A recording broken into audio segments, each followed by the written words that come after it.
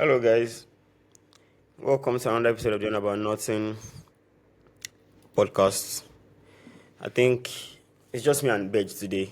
Bej, Alpha. I did all right. Well, it's been a very crazy sporting week, and can't wait to get into all the ups and downs, the shenanigans, and all the drama that came with the weekend. You might need to move closer to your mic for our listeners, though. Because I think the best place to start is they said there are 13 managers, 13 FPL managers in the world that captain, triple captained Urian Timber. Please, how? Like, how? How do you go select your team and go, okay, Urian Timber, captain, then decide to play triple captain on Urian Timber? Like, how do you play FPL? Is it? I'm confused. Like, some people are playing these things with dictionary or voodoo or something. I don't understand. No, there's a saying that when you play FPL, you should just play it for fun, play it based on your style. Like, I feel like that is actually the best way to play it without getting too emotionally wrecked. Because, for example, this game week was a very emotional wreck for a lot of us. I captained Aland, and as we all know, Aland blanked. He didn't score, he didn't assist, and they lost to Spurs at the Etihad Stadium. Now, imagine if I had just been playing the game with vibes. Like, and playing the game with vibes does not necessarily mean that you would rank high in your mini league or you would rank high in the eventual league standing, but you would enjoy it because you are doing what you love. There was a guy that played the league last season, and his aim was to be the last. So what he was basically doing was he was selecting players that had left the Premier League. So before the game updates, if he was constantly refreshing Fabrizio's he will be refreshing Fabrizio's tweet. So immediately Fabrizio say, "Yeah, we go for a player like this." You just transfer the player in. You get like somebody like that is not going to have so much emotional burden. Like a lot of people in most of my groups have been crying. I get Joao Pedro last week. He don't do anything. This week we are sell him. He starts with the score. That stupid Njae. I get him for week one. He no score. The moment I sold him, he returned. Enjoy so Joao Pedro week for me. so more often than not, those 13 guys are guys that they might have done something similar last week that didn't pan off, but because they did it again this week, they are now the talk of the town, and it seems, quote and unquote, like some people are going superficial with FPL. It's not. A lot of people are just playing it for fun. Now, Elements they are going superficial. Urian Timber, right back, captain, triple captain. You don't say, you know what? This is the one. This one. do you, do That's you, what I want to Wale, do. Wale, Wale, do you know the fun fact about this old Julian Timber thing? If you go and check those 13 guys, more often than not, more than 70% of them will finish below average. Like, let's say there are 10 million people playing FPL True, now. true. By the end of the season, most of them would be in 7 million, 8 million. Like, those fates are things that you can only achieve once. Like, Do you it's get? not Because like you cannot say you're an FPL guru and Urian you Timber is can your say, yeah, captain. I get goal, and you always know when a very random fullback is going to get 24 points. You know what's crazy is that the guy, one of the guys that captain Urian Timber, he had three Burnley midfielders, three in his starting Yeah. lineup, three.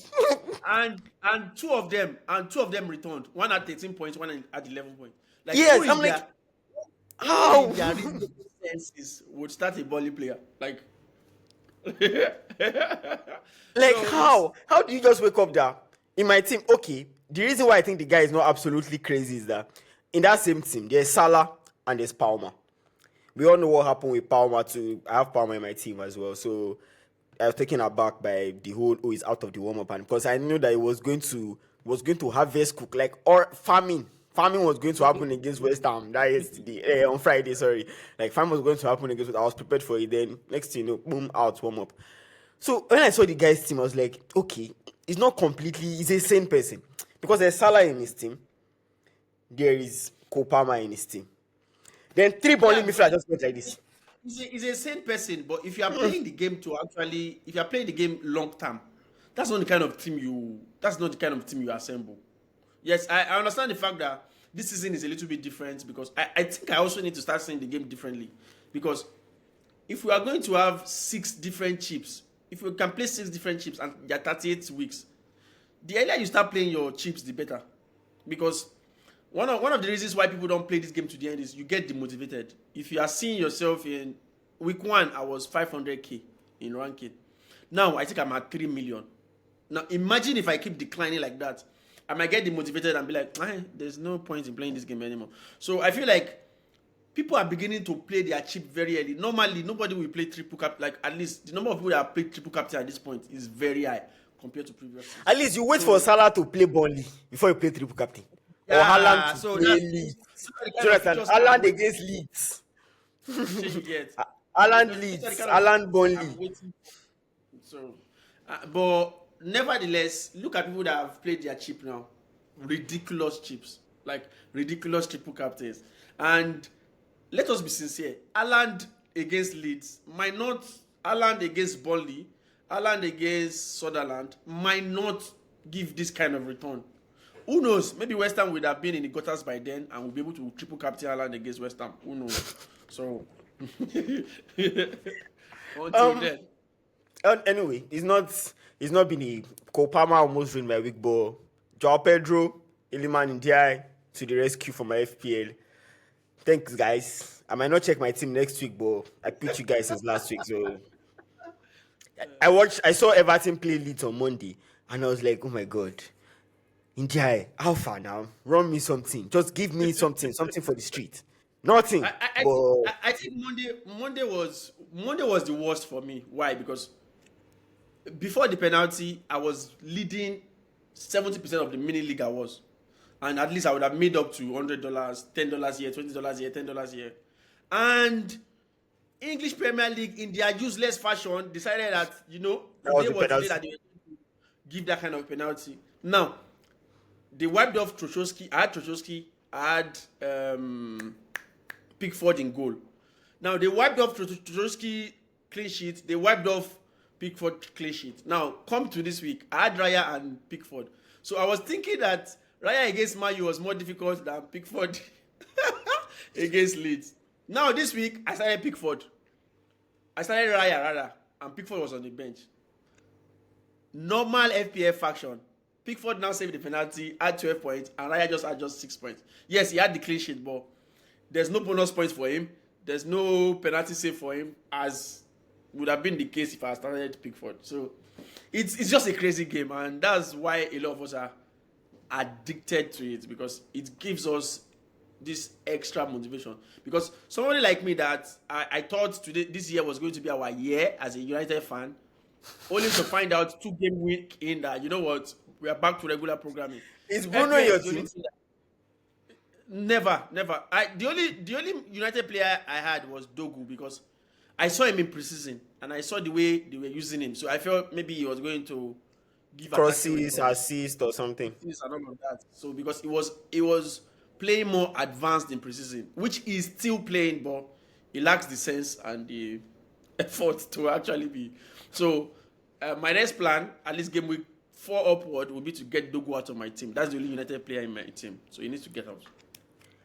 There are over 2 million, over 2.5 million players that have Bruno Fernandes in their team. Yes, my apologies to them. So I'm very happy. Why? Because I was way below the game week average before that penalty miss. But I'm very sure with that penalty miss now, at least the whole feed goes level up. To those wondering, to our viewers or listeners wondering what's going on, it's still the On About Nothing podcast. We'll pay more attention to FPL this year. Try and give you guys tips for those that have joined the On About Nothing FPL group. If you've not joined and you still want to join, you can search on Twitter and Instagram, just OAN FPL, On About Nothing FPL on Twitter, or X as is now known. I think I'm used to the whole idea of Twitter. Elema just brought it up. It would be unfair before we leave this mini pod today without talking about Manchester United, because man, Man United fans, you guys are MVP. I just saw one Instagram reel now where the lady was like, "Oh, how do you know he's not going to cheat on you? How do you know he's not going to leave you when the times are tough?" And she just moved his phone a little bit, just moved the phone a little bit and said, and showed her boyfriend the Man United jersey that he's a Man United fan. He's a loyalist. It's not going anywhere. There's nowhere it's going to. But to be honest, instead of being overly dramatic and overreacting, I feel like he's 2 games in and played very well against Arsenal last week Sunday, which was very impressive to see, but lost the game obviously. Then my biggest worry was the consistency.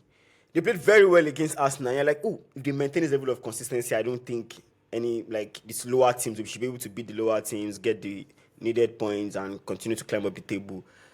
And for the first 14 minutes of the game, you're like, oh, there's something here. Oh, Cunha hits the post. Like, you could see something going on. And after that, you just felt like, nah, we'll just resort back to default, Jerry. Why are we playing well? We're Manchester United now. Who sent us message to be playing well? Why are we doing this to ourselves? So, and some points in the game, like, especially in the second half, like, based on the second half performance alone, you would think, I believe Fulham should have won that game because they actually played well in the second half, and United were hanging in and hoping to get still all 3 points. And at some point, you're wondering, there has to be a confidence issue in this team. Because you can't see a team that played very well, up-tempo, high pressing. It actually looked like 3 at the back against Arsenal. And against Fulham today, you're like, it looks like they're playing 27 at the back. I don't know what's going on. And my United fans are already complaining and lamenting on Twitter that sack him, he's a useless manager, he's this, he's that, blah, blah, blah. Amorim is a fraud. It's 2 games in, transfer window has not closed yet. You can't sack any manager after 2 games. You have committed to him. You have bought Cisco. You have bought Big B. You have bought Matheus Cunha. You are committed to the manager. Okay, but to be on a more serious note now, I feel like it's still too early to be talking about sacking the manager. Yeah, but it might be too early to sack the manager, but at the same time, what's the point of keeping the manager? I'm going to just play devil advocate. One of the reasons why I was not optimistic after the first game was I kind of saw this kind of thing coming back to bite us, like happen. Because the reason why we didn't score against Arsenal is still the same reason why we've been poor all this year long. Is the fact that some of the basics, there's like a threshold when you're playing football. There's a basic. The fact that, okay, when the press is high, you look for space. And when you are trying to play fast, the goal is to make sure that you are going into those spaces, you are coming into the box, and you are ensuring that your shots are on target. We are not doing the basics. Let us be sincere. We played well against Arsenal. That is just a one-off thing. But when you now break down the basics, it's not like we don't have players that can score. Like people keep complaining that, why didn't it start Sesko? Okay, are you telling me that the multiple chances we had, the instances where fullbacks or wing backs could have done better with their decision making, like it is just basic. I feel like it's just the basics, and a lot of you mentioned it. A lot of it also boils down to the confidence of the players. Like they are not even so sure of what they are doing. It's almost like they are second guessing themselves. Like you can see it. Like I was mentioning during the FPL time. Dogu moves into those positions, but when he gets to that position, he's not so sure of what to do. It's almost like he wants to look back and ask the teacher that, you know that time in secondary school where you are on the whiteboard, what you are doing is actually correct, but you are not sure. You want to look back to the teacher. You are not sure. You want to look back to the teacher and be like, sir. The man will not be like, yes, what you are doing is correct. Just continue. Go on. Like just go on. Like we're in that stasis point where the confidence is not there. They need to start taking those decisions. Like a lot of times the decisions will not be correct, but it is better than that milliseconds that you are using to second guess yourself. Because by the time you second guess yourself, the defender is committed to the tackle. He is now like, oh, this guy doesn't know what to do. It closes you down. The space that you've created has been unlocked. So I feel like a lot of it comes into they've been losing for so long. They've been in this state for so long. So they almost need somebody that, I'm not going to mince word here. They need a big manager that can now stamp authority that, you know what, not on my watch. It's not on my watch that you'll be playing like high school students. Like a manager that will, that kind of person that will drag them by the collar of their shirts. That, you know what, enough is enough. Yes, you guys might be used to losing, but I'm not a loser. I am used to winning. This is how we are going to do it. You guys know how to play football. If you don't know how to play football, they will not be paying you 180K per week, or at least they shouldn't be paying you. Like, share you get. So I don't need to now spoon feed you. Like, I don't need to now give you. This is not Football Manager. What you need to now tell is winger whip the cross at so like, you know how pragmatic it can be when we are doing football when we are playing Football Manager. This is not Football Manager. You need a little bit of intuition. So I feel like they lack that confidence. But good luck to them anyway, because I don't see things turning anytime soon. Because when you also look at the decisions that the manager is making, it's almost like he is beginning to second guess himself. For those of us that followed him in Sporting, yes, like think about it. Like imagine you have runners up front. You are chasing a winning. You're like you are chasing the game. Brought it to But what you defenders. now decide to do is to bring the defender. Like You brought it to this is not. defenders. He brought in 2 defenders. Like, this is not the Amorim I know. Or, okay, this is not the Amorim I used to know. So, I feel like he too is now in that position of stasis. He's now in the same condition that his players are in. He's not so sure of what he's doing. So, he's beginning to second guess himself to the, Oga. People are beginning to throw stats on Twitter that I have the same number of games. I have lower points than the number of games I've played as a manager. Maybe I now need to... Like you get so it's very ridiculous. The situation that United is in at the moment is very ridiculous, and like I said, I'm saying it publicly now. I'm disowning myself from them. At least I've always done that every year. It has kept me sane, and I can deal with the banter that way. And let me, I can see this story. Okay, let me be serious now. There's a game on Wednesday. I think United have a League Cup game against Grimsby Town on Wednesday. Yeah, It yeah. would go a long That's the way. fruit of finishing 15th. That game should go a long way. If I'm going to focus on this game, one of the issues I have with Ruben is, let's not mince words here. I don't want to say he has suddenly become a bad manager, because this is someone that, as much as Man City wants to deny it now, this is someone that Manchester City had pinned that is going to replace Pep. His style of play, identity, everything. Which it was just a case of, okay, it's 3-4-3. But in terms of the way his Sporting team plays on the ball, like at one point last season they were playing Atalanta. Was it last season or 2 seasons ago? I don't remember. In Champions League, and Atalanta decided, because of how well Sporting play and keep the ball, decided, you know what, we're going to make this pitch unbearable. It's going to be so dry that if you pass the ball, you are almost going to faint. Like, the ball is not going to move at all. You would have to go against how. And I remember Gyökeres talking about it, that it was not good for them and stuff like that. So, and suddenly we're seeing a different type of manager at Man United, and I'm wondering, okay. But my issue with him, like you mentioned, is the decision making. I understand that Maguire can head the ball from anywhere and stuff like that. But you are looking for a goal. You have Xerxes on the bench. You have Kobe Mainoo on the bench. The funniest one is, even after you had gone 1-0 up, you wanted to reshuffle your midfield and you brought in Uhate. Uhate, like I said this last week. There's no midfielder in the world that hits the ball. Uhate is the first midfielder I've seen in my career that, okay, as soon as he sees the ball like this, he wants to go in the opposite direction. That I don't want the ball. Just give it to the opponent, and I'll come collect it. And you brought him in, and I'm like, okay, it looks like as if you want to defend this 1-0 victory, which at that point I thought was too early. Like, a player like Mainoo still gives you control and can play in spaces. Okay, that has happened already.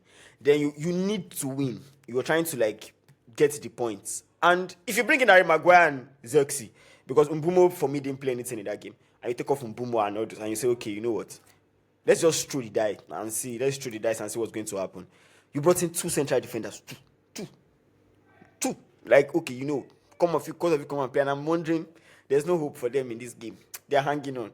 And on the issue of confidence, why I spoke about confidence is, sometimes I kind of believe that sometimes you get unlucky.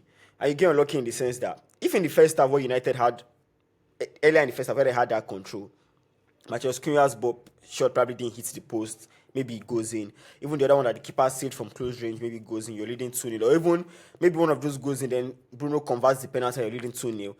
It becomes a different game. Your players have more confidence. You suddenly have more control over the game. You're more relaxed. But you didn't take those chances and it's a different ball game entirely. And trust me, for the better part of that second half, it looked like Fulham was actually going to win. But it didn't happen. So that's a different thing entirely. On the other side of Manchester, in where Pep Guardiola is reigning supreme, it was a bit of a surprise on Saturday when Spurs showed up and they're like, we have something for you people. Let us show you the new thing that we have been keeping for you people. Do you understand? We will show you. And Spurs were brave. They decided they were going to press. They knew when to press and when to go into the low block. When to press, when to go into the low block. They were very dynamic. One of the advantages of having Thomas Frank as your manager is that it's very adaptable. And when you have a midfield of Rodrigo Bentancur, Papisa, and what's his name? Joao Palinha, who is Ugate's senior brother, just slightly better with the ball. Slightly better with the ball. Off the ball is magical. With the ball, zero.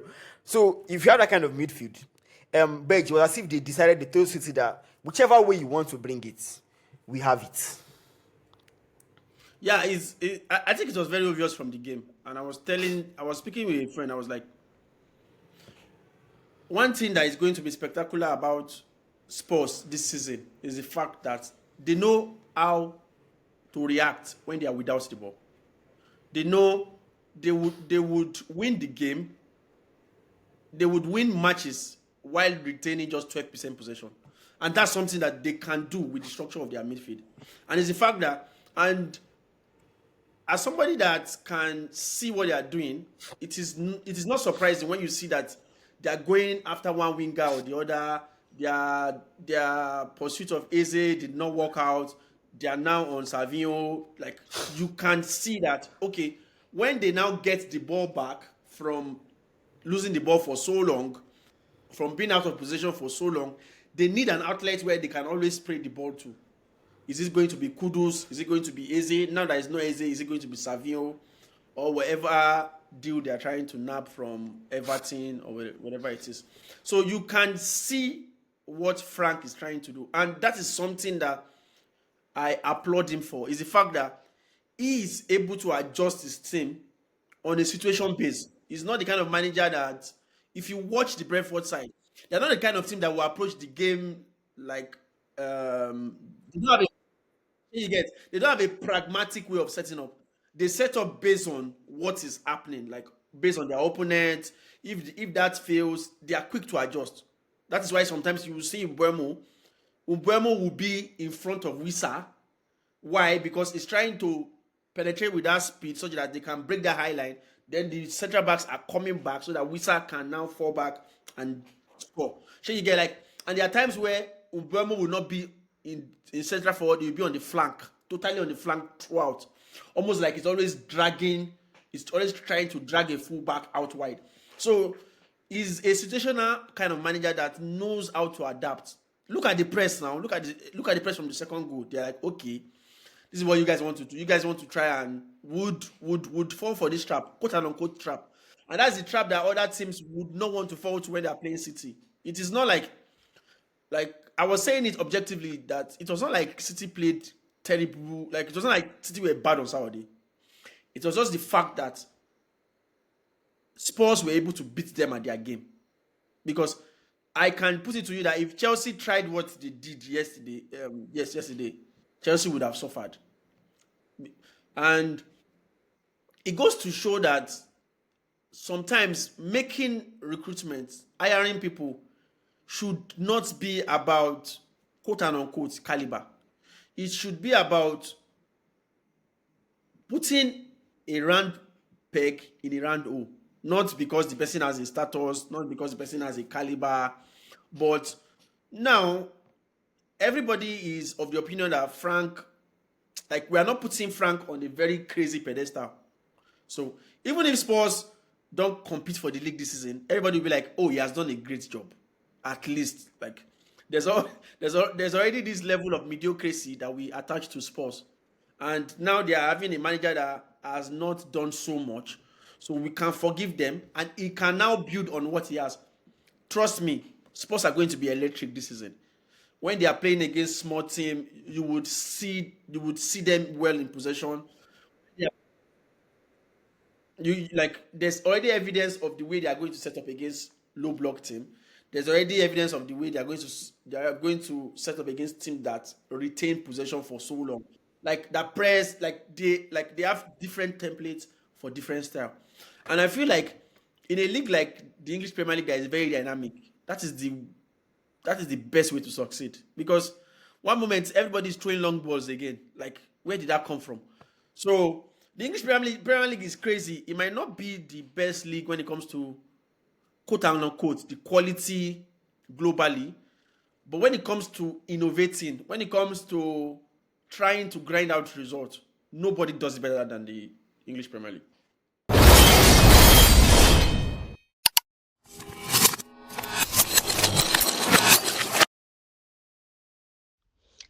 Apparently, according to reports in the media, Victor Boniface's move to Milan has fallen through. There are reports that okay, it's either like he failed the medical, and some are saying Milan were trying to pay on the cheap. I just feel like is everything just seems like it's getting unlucky at this point. What do you think of the whole situation? Yeah, yeah, yeah. It's very painful. I think I saw the news in the early hours of today, and it was quite heartbreaking because from yesterday I almost saw signs of the fact that it seemed he failed medicals because they were dragging. The league is kicking off. When you are making this kind of transfer, you need the player to integrate into the team quickly because you want to maximize the £5 million you are going to, or €5 million you are going to pay. So when I saw that they were dragging, I felt like okay, maybe something was up. Now, just to play devil's advocate, there's possibility that he failed that medical. Why? If we all remember, there was an ACL he had when he was in Junior Selua in the early days. Like, I think he mentioned. Yes. So he has suffered ACL twice, and for anybody that has knowledge of that injury, you know how terrifying and how terrible that injury can be. So yes, AC Milan might be trying to make an excuse, but there's also the possibility that the ACL he has is somewhat going to be detrimental to him getting a big deal now and in the future. It's very unfortunate because I felt like he was saying it in one podcast that the Saudi deal, he had packed his bags, he had dashed, he had, he had given his friends his his clothes, his chain. That you know what, new money is coming, so you guys should just do with this stuff. So everyone that uses your own body, it's very unfortunate because he seemed like a very nice guy. He's very energetic, and when you follow him, no, no, no, it's like it's just lively. Like it's yeah, yes, yes, and Victor Boniface is very good. Like Boniface is very good. Like is very good. Yeah. Like he can create space, he can play as a false nine, he can like is like as I was telling a friend that was saying why hasn't he succeeded with the national team? I'm like, Boniface is not the kind of typical Nigeria player. You get like muscle things out, like just rough it. Boniface is the kind of player is like a European player that was given birth to in Akure. Very unfortunate, but he's very good with the ball. He knows how to like. He's just he's the prototype of striker that can function as all in one. Formula One returns next week. I don't know what you're excited to see about the second half of the season because to me, it seems like it's going to be between both Lando Norris and Oscar Piastri for the title. But don't rule out Verstappen yet. Like if you give him a sniff, he's going to pounce. I think I'm going to be a little bit too blunt here, but I'm going to say Oscar Piastri, and I am going to accurately point out that even though the team will keep working against him, I feel like I feel like Oscar Piastri is just the better. Yes, it's like I know it sounds like a controversy. I know it sounds like a controversy. I know it sounds like a controversy. I know it sounds like all of us that are just like Bigfoot, all the alien people were the one pushing this narrative. But but like we've seen the atmosphere when Oscar Piastri wins, and we've seen the atmosphere when Lando Norris wins, and we are like, are we sure? Like, are we sure we are in the same team? Or somebody is working, somebody is daddy's favorite, and that is annoyed that his favorite is not winning. So, so I just feel like when it comes to some of the things we've seen in the greatest of drivers, I've seen more of it in Oscar Piastri than I've seen in Lando Norris. Lando Norris is scared to take some risk. There are some risks that Lando Norris will just shy away from. You know what? Oh, I'll just play it safe. And you know what? So, but those things that make a very great driver, the what made Vettel stand out, stuff that made Lewis Hamilton stand out, and qualities that Max has shown that has kept him at this level, that has almost seemed like he's untouchable when it comes to driver quality. Like, nobody can deny the fact that Max Verstappen has been the best driver on the grid for quote and unquote 4-5 years. But I can't say that of Lando Norris because of some pressure moments when he has dropped the ball. But Oscar Piastri has been able to withhold that standard, and he has been able to weather some storms in some very important races. So for that alone, I feel like Oscar Piastri would be the best driver for McLaren to place their bet on. I know priorities might be different in the team, but if I was the team principal of McLaren, I would just let the rivalry pan out, and most likely I will be pitching my heart out for Oscar and not just Lando Norris, because Oscar has that quality. Oscar has shown in pressure moments that he is fit to retain a dynasty, because as a team principal, what you should be looking for is longevity of your team and not whatever it is they are seeing in Lando Norris. Because if there's going to be change in regulations next year, you need a driver that would still be able to compete even when other cars now come very close to the quality you have. Is that guy Lando Norris? I don't think so. But I still have confidence in the fact that Oscar Piastri can help you retain a dynasty. I think Lando Norris is talented. He's talented, he's quick, he has it. But he makes too much mistake. He's error prone. Just like Charles. No, Charles is not just talented. Charles is fast. Yeah. Charles is actually very fast. Like, there are some drivers that are very, very fast. They know how to maintain top speed and every other thing. Charles is fast. Lawrence is talented. But mentally, I feel like Lawrence is to figure it out mentally. Stop being error prone, stop making mistakes. Because if the both of them decide to get into a rivalry to cancel each other out, and you give Verstappen the slightest chance, like if you can just do, I smell fire, he's going to burn the both of you. That's one thing you are said to know. He's going to burn the both of you. Max is that good and very aggressive. Do you understand? If you are not mentally strong, you cannot compete against Max. He's going to look for ways to break you. Like, you know what? I need to break you. When I'm done breaking you, I will break you again. He's that kind of guy. He's obsessed. And when he's done breaking you, you would now look useless. Like, you get. So, for McLaren, at some point, I feel like they're going to have to make a decision of, I know there's always that bias, like you mentioned, once Norris wins, I'm more excited and stuff like that. It's going to get to one point whereby if you feel like Max is coming into the race, you might have to close up shop and say, we need to get this world title. Not just the constructor, we need to get this driver's title and go with one person rather than lose it and just win the constructors alone. But for now, I still feel like as the season resumes, you can still say, okay, we have the car, keep going. And the question is, at what point do you think they need to make that decision? The final 4 races of the season ends obviously at Abu Dhabi. No, you look at the final 5 races of the season and you go, now you let both of them continue to drive. Imagine we're probably going to go to Please give me a second there. Let me check my calendar. I know I checked this calendar before. We are going to Van Voot, Holland, next week Sunday. Verstappen's home race. Before we go to Monza the following week. Obviously, see how things go at Van Voot, see how things go at Monza. Like, you just let both drivers continue to compete and stuff like that. You get.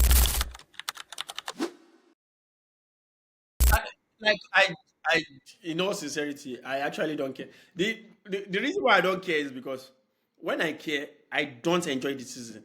Like, there's a lot that is going to happen this season, but the moment I detach myself, I'm able to now like appreciate the game generally as a neutral. Like, it's not like, oh, my mood is now dependent on when I win. I was telling my babe, I was telling my fiance a couple hours ago that you know how I can be when I'm so attached to this stuff. So I don't want to go back to that dark place because it's very dark. The only time the only time is fun is when Fergie is winning and Chicharito is scoring in the 92nd minutes against Aston Villa. That was when it was fun. The whole of the day, the whole of the day, if you didn't even eat, you would not mind. But times when times like this, it gets very dark. Like, it gets very messed up. You would not like your joy will just be gone. You can't really explain it. You can't say why. But I'm done. I'm done. Like, I'm emotionally detached, and I'm just going to enjoy. I want to go and see the Madrid game now because Musiano is starting. Alonso has decided to start Rodrigo and he has benched Vini, something that has not happened in over 2 years. Like, I really want to see what Madrid is going to do. Like, I really want to see if Alonso, because you, there are some landmarks, there are some milestones that you will see and you will know if someone is going to be successful. I feel like an away game against a just promoted side where he's able to make those tough decisions is one of those pointers. So this is going to determine if a Clasico is just going to be another walkover this season. Like your boss used to say that kini kan tó máa ṣe kini kan láti máa mọ̀. So I'm looking forward to the season. The season is going to be very exciting. Arsenal won 5-0 yesterday and they didn't allow us rest. It is going to be a very big season. So thank you guys. It was a pleasure being here as always.